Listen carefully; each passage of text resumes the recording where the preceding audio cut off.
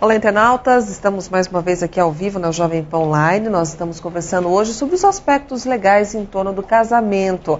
Quem está aqui conosco é a doutora Ivone Zegger, que é uma advogada especializada em direito de família e herança. Doutora, nós temos mais algumas perguntas que vieram das ruas. Vamos à questão?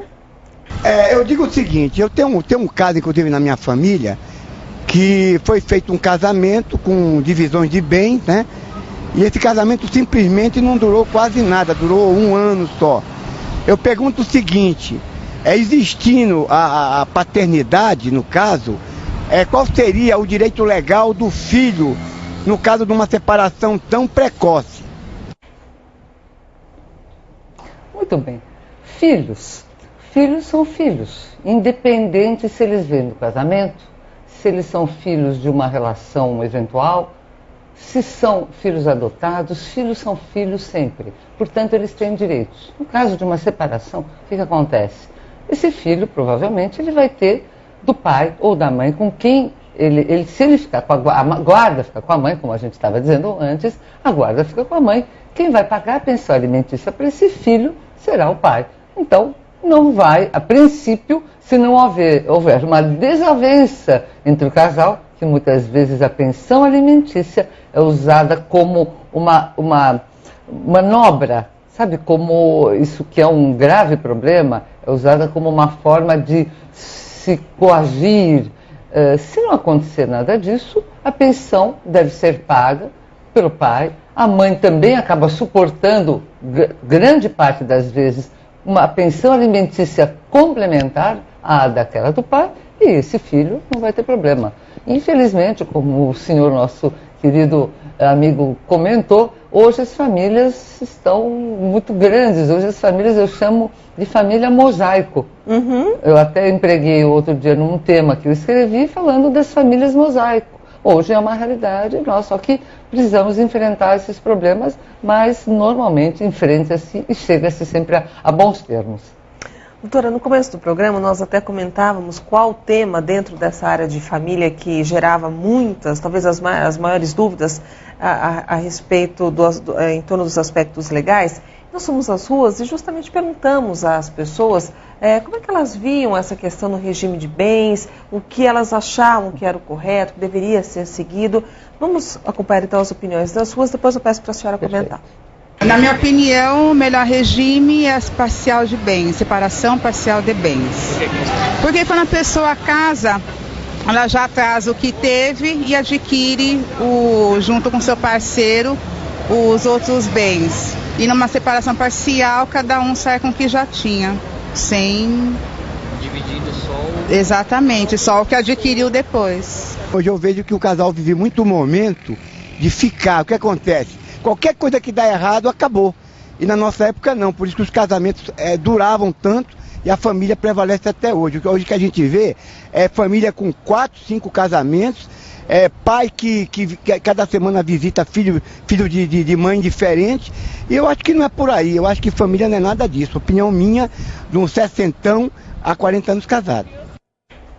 Agora as suas considerações. Que beleza, 60 anos, 40 anos casado, muito bem. Mas realmente as famílias, como ele mesmo demonstrou, nós acabamos de falar, as famílias hoje estão realmente bastante misturadas. Você tem então a família mosaico, casamentos, filhos de um e de outro casamento, e a convivência tem que ser a melhor possível. Mas em relação àquela nossa amiga que acaba de comentar, qual é o melhor tipo de regime de bens? Ela disse muito bem, só que ela fez uma pequena confusão, mas rapidamente a gente comenta.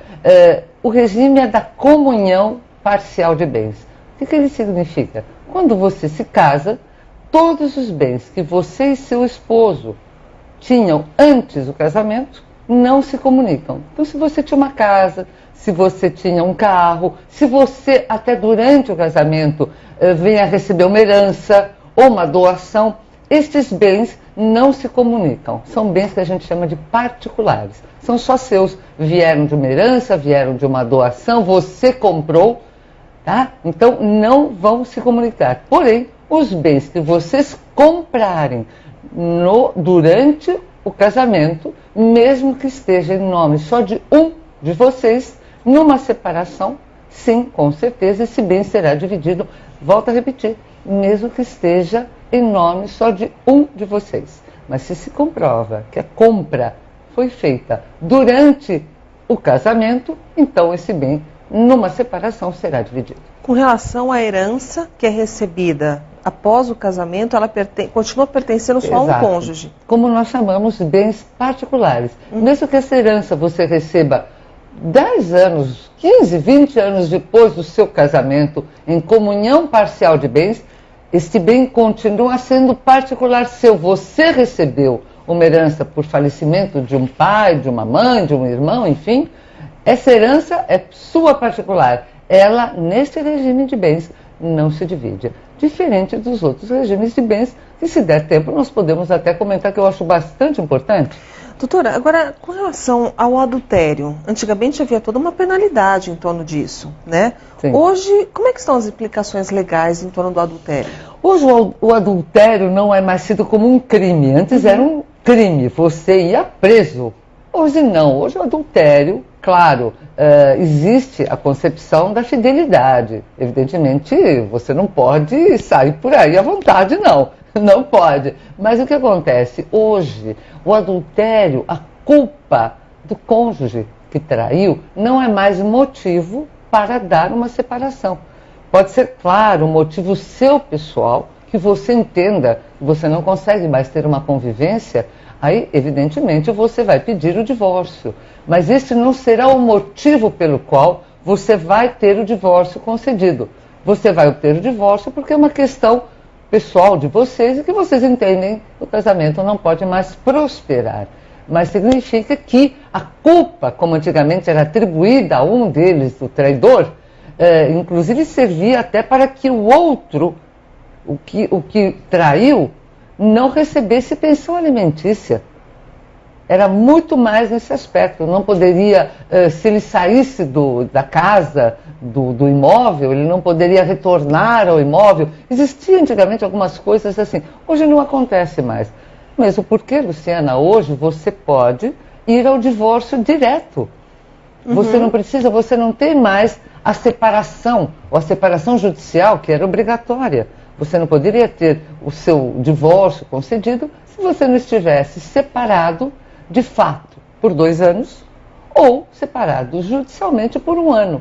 Hoje não. Se você quer a sua separação, você deve ir diretamente ao judiciário ou extrajudicialmente, que é outra coisa que a gente pode até comentar. Hoje você não precisa se separar ou se divorciar no judiciário. Você pode ir ao cartório, que a gente chama da lei do cartório. Se você não tiver filhos menores ou incapazes, e você estiver de acordo com o seu companheiro, com o seu cônjuge, que vocês querem se separar, se divorciar, vocês vão direto ao cartório e um advogado faz no cartório imediatamente o divórcio de vocês. Doutora, uma dúvida ainda com relação a essa questão, se a pessoa se casa e depois descobre que esse companheiro é um bandido, é uma pessoa que cometeu alguns crimes, há a possibilidade de anulação desse casamento? Se ela realmente não sabia que ele era um bandido, um criminoso, quer dizer, ele usou de falsidade ideológica, enganou, sim, ela pode sim obter a anulação do casamento, pode. Só que, como essa questão está muito bem colocada, no sentido de que há necessidade de que o cônjuge não soubesse absolutamente que se tratava de um criminoso ou de alguém procurado pela polícia. Se isso for realmente verdadeiro, ela obtém a anulação. Caso contrário, não. Ela precisará ir diretamente ao divórcio. O divórcio é permitido a qualquer momento. A anulação, não. Nós estamos conversando aqui na Jovem Pan Online com a doutora Ivone Zegger, que é advogada especializada em direito de família e herança. Ela também é autora de 2 livros que vão aparecer aí no seu monitor. Este Família, Perguntas e Respostas e, na sequência, Herança, Perguntas e Respostas. São 2 livros importantes que tiram várias dúvidas a respeito justamente dessas questões em específico. Há também o site no qual você pode consultar um pouco mais a respeito do trabalho, das atividades da nossa convidada. O site aparece aí no seu monitor, www.ivonezegger.com.br. Ainda temos mais um blog para conversarmos, tirarmos dúvidas a respeito deste tema específico de hoje. Conto com você, fique conosco até já. Hum.